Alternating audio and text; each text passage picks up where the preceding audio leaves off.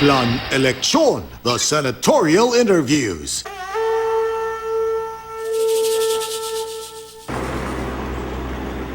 Pagpapanatili ng kapayapaan sa Mindanao, ito ang pangunahing advokasiyang isinusulong ng civic leader at negosyanteng si Sharif Ibrahim Albani. Siya ang founding chairman at president ng Unity for Revival Foundation na layong gamitin ang pagkakaisa bilang solusyon sa isang progresibong bansa. Nagsisilbi rin siyang pinuno at national advisor ng ilang asosasyon na kinabibilangan ng mga Muslim. Bukod dito, senior advisor rin siya sa foreign investment ng opisina ng Secretary General ng Sultanate ng Sulu at North Borneo. Dati na siyang tumakbo sa pagkasenador noong 2010 sa ilalim ng partidong Kilusang Bagong Lipunan na pinangunahan noon ng tambalang Veteliano Acosta at Jay Sonza. Tumatakbo muli si Albani sa pagkasenador bilang isang independent candidate.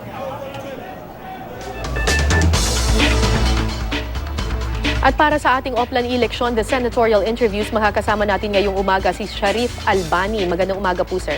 Magandang umaga po naman, Madam Kararavid. Okay, noong 2010 po ay tumakbo na po kayo sa pagkasenador pero hindi po kayo pinalad na manalo under the Kilusang Bagong Lipunan, KBL. Bakit po kayo ngayon tumatakbo po ulit?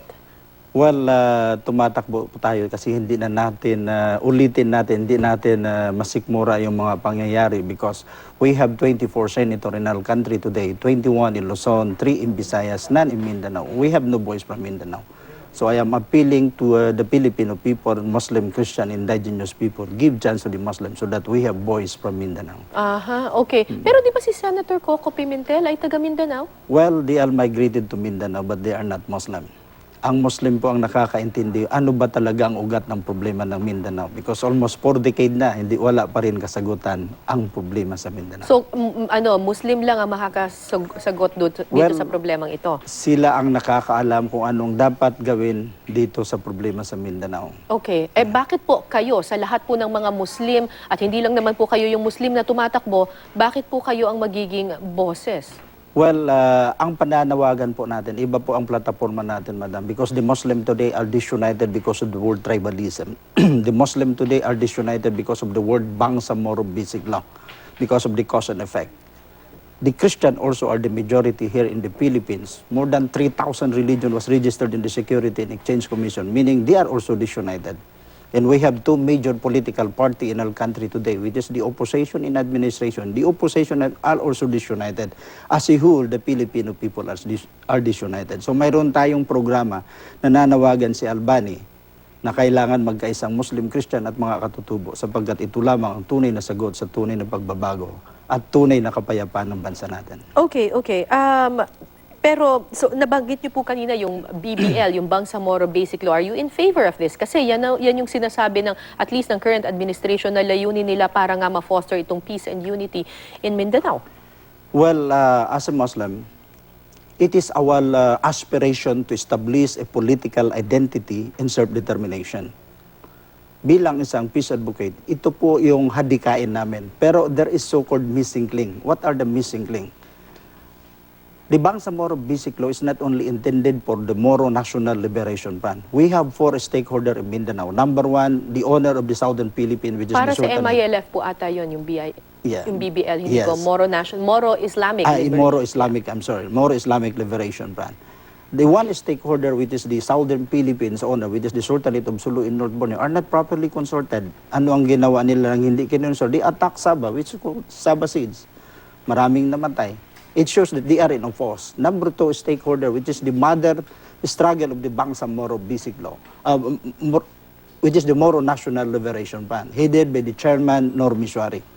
Hindi sila na konsulta. What they did, they attack Zamboanga City, the seeds of Zamboanga City. So, ang problema nyo lang po dito sa BBL ay hindi po kasi kinonsulta at hindi in-involve yung faction or yung grupo ni Normi Suari at saka yung mga gustong ma-reclaim yung Sabah. If the government are really sincere to establish a long-lasting peace solution for the country, especially the MILF, why not accommodate everybody? Kasi kung hindi mo i-accommodate yung lahat, there is so-called misunderstanding. Okay. So ngayon, if the national government walang underground na negotiation, we have to accommodate everybody. The Christian, the indigenous people, ang patayan sa indigenous people ngayon, tingnan mo, the owner of the land, which is the indigenous people, hindi pa rin nalulutas ang problema. So ano sa tingin niyo yung paraan para ibalik yung kapayapaan sa Mindanao? May mga iba nga pong extreme measures na yung naiisip na all-out war na daw talaga dapat yung ginagawa dyan. Well, there is so-called cause and effect siya. Kailangan alamin natin ang ugat ng kasaysayan ng kahapon. Because the brother Muslim naniniwala po sila ang ugat ng problema. Ang ugat ng problema po, the Muslim brother, they believe, but like the setup for government before, it was not in Luzon. It was in Sulu, in Maimbung, headed by the Saripol Haseb, which is so-called Eastern King Dynasty. In Mindanao, Sultan Kudarat. In Mactan, Lapu-Lapu. In Visayas, the Ten Island of Panay, it was headed by Sultan Marikudo. In Luzon, it was divided into three forms of sultanate. Princess Orduha of Pangasinan, Sultan Lakandula, and Sultan Sulaiman. Dividing Pasig River as a territorial boundary. So ang mga Muslim naniniwala noon na sila ang nag-lead sa bansa na ito, lalong-lalo na yung Southern Philippines. So ngayon, wala na sa kanila. So, ang mga kapatid natin Muslim nananawagan sa pagkakaisa ng Muslim, Christian at mga katutubo sapagkat naniniwala sila ito lang ang tunay na kasagutan sa bansa natin. Okay, recently nasa spotlight na naman ngayon ang Mindanao dahil dito sa nangyaring kaguluhan dun sa Kidapawan. What are your views on this? Well, para sa akin po, sa akin personal na pananaw, itong mga pangyayaring incident sa Kidapawan, hindi po natin kailangan barilin o kaya bigyan ng ganitong incident. Sana po, para sa akin, yung mga pangyayari na ito, na hindi natin idaan ito sa panahon ng politika.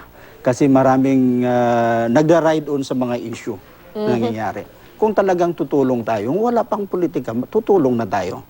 So ngayon, nakikita ko sa aking pananaw, sana ang mga kapatid natin, Muslim, Christian, leader, magdahan-dahan tayo because our country today, we are disunited already. Nagkawatak-watak na tayo. Sana hindi ito ang magiging dahilan upang magkawatak-watak ang bansa natin. Okay, okay. Before you ran for senator, kayo po ay naging national advisor ng grupo na nagsulong sa Panfilo Lacson for President movement. Yes. Tama po. Ano masasabi niyo ngayon? Katunggalin niyo po ngayon siya sa Well, para sa akin pagka-senador. po, as a peace advocate, naniniwala ako kay Panfilo Lacson kapag tumakbo siyang president because he has a political will. Okay. Naniniwala ako, siya ang kailangan ng bansa natin. Kasi hindi siya tumatanggap ng pork barrel, hindi siya tumatanggap ng sweldo niya. So Alright. nakikita natin yung discipline nandoon sa kanya. Oo, pero So ngayon... nang hindi siya tumakbo, saluduhan natin na rin siya sapagkat we are under a democratic country na siguro kulang ang funds, nakikita natin ganun. Okay, okay. So, nasaan po kayo? Nasa KBL po kayo. Sino po ang napipisil ninyo? You are under the slate of whom pagdating po sa presidente at vice-presidente? Well, as an independent, madam, wala pa kaming napupusuan na presidente at saka vice president. Okay. Kasi katulad ko, I was endorsed by the MNLF, I was endorsed by the Sultanate of Sulu, the Muslim Consortium, the indigenous people. Of course, I belong to the interfaith. Naniniwala ako, kung sino man ang pipiliin namin president at vice president, we have to establish the consultation. Nabasa ko rin po sa inyong resume that you are a member of the H World United Military Government. Back in the 90s ay naging controversial itong H World na ito. May mga iba pa nga nagsabi parang kulto daw itong H World dahil na-involve sila sa isang controversy way back. Matagal na panahon pa. Can you enlighten us on what is H World United Military Government, sir? Well, the H World United Nations Military Government, it was organized by President Ferdinand Marcos. That that was so? last 1960, something like that. That objectively, it is a spiritual movement sanctioned by the United Nations. They want to unify the Muslim, the Christian, in all religious sector within one direction. Ano po ba yung ibig sabihin ng H dun sa H H World? heavenly, word, United Nation. We are the word. Metaphorically speaking, we are the word. Literally, the universe, the meaning the mankind must stand united into one because we are Heavenly one. World Bale. Heavenly World. Okay, bakit po may military? Military- Yung mga rango po ninyo doon, Yeah. general, The word colonel, military, ganon. madam, it is like an Islamic discipline. This is a discipline. Self-purification, self-cleansing, self-virtue, self-investigation. Imbestigahan natin ang ating sarili within 24 hours na hindi tayo makagawa ng masama. That is so-called military. So, na-misunderstood lang ng mga iba. Aha, okay, okay. Kung kayo po ay mananalong, Senador, ano po ang una ninyong ipapanukala, sir? Well, as an interfaith, ang unang ipapanukala po natin, we will file a bill, yung tinatawag na interfaith what do you call, department. Because nakikita, Interfaith department. yeah, because we believe sa pananaw ko as an interfaith, religious denomination here is part of the problem of our country today.